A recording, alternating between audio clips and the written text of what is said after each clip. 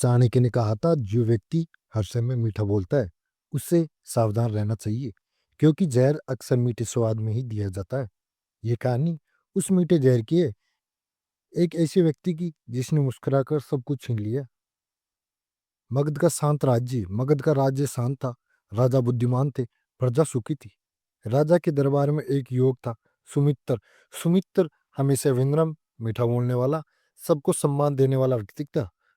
दरबार में कोई भी मंत्री हो, सैनिक हो, सेवक हो, सब सुमित की तारीफ करते थे।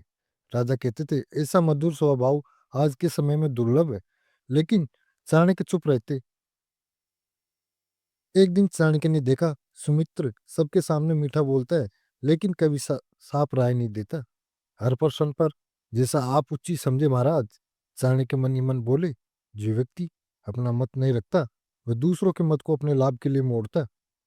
एक दिन चाणक्य ने राजा से कहा, महाराज, ज्यादा मीठे व्यक्ति सबसे पहले भरोसा जीतता है और भरोसा जीतकर ही वार करता है।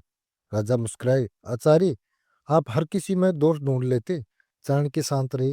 वे जानते थे, समय आने पर सत्य स्वयं प्रकट होगा। कुछ ही दिनों में सुमित्र राजा का सबसे करीबी बन गया। वह धीरे धीरे कहने लगा, फला मंत्री आपसे ईर्ष्या करता है, फला सेनापति विश्वास योग्य नहीं है।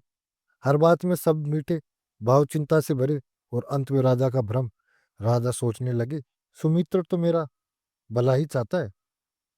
राजा ने धीरे धीरे पुराने मंत्रियों को दूर करना शुरू कर दिया। अनुभवी लोगों को सलाह कम सुनने लगे। सुमित्र हर समय कहता, महाराज, मैं तो आपका सेवक हूँ।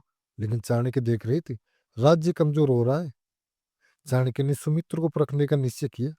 उन्होंने एक झूठी सूचना फैलाई, राजा गुप्त रूप से कर बढ़ाने वाले हैं। देखते ही देखते सुमित्र ये बात फैलाने लगा। चाणक्य समझ गए, मीठा इंसान सबसे पहले राज बेचता है। एक रात शत्रु राज्य ने अचानक हमला कर दिया। किले की सुरक्षा कमजोर थी, गुप्त रास्ते खुले थे। किसने रास्ता बताया? सुमित्र। राज्य को भारी नुकसान हुआ। अगली सुबह दरबार में चाणक्य बोले, महाराज, मैंने कहा था, मीठा बोलने वाला हर व्यक्ति मित्र नहीं होता। सुमित्र कांपने लगा। सत्य सामने आया। उसने पद के लिए विश्वास बेचा। उसने मुस्कान के पीछे विश्वासघात छुपाया। राजा की आंखें खुल गई। चाणक्य ने कहा, जो व्यक्ति हर बात में मीठा हो, कभी विरोध ना करे, वही सबसे खतरनाक होता है। क्योंकि सच्चा व्यक्ति कभी कभी कड़वा बोलता है, लेकिन पीठ पीछे वार नहीं करता। सुमित्र को दंड मिला, राज्य बच गया। राजा ने चाणक्य से क्षमा मांगी। चाणक्य बोले, राजा वही सुरक्षित रहता है जो मीठे शब्दों से नहीं, सच्चे शब्दों से निर्णय करता है। चाणक्य का अंतिम संदेश, जो हर समय मीठा है वह या तो डरता है या कुछ छुपा रहा है।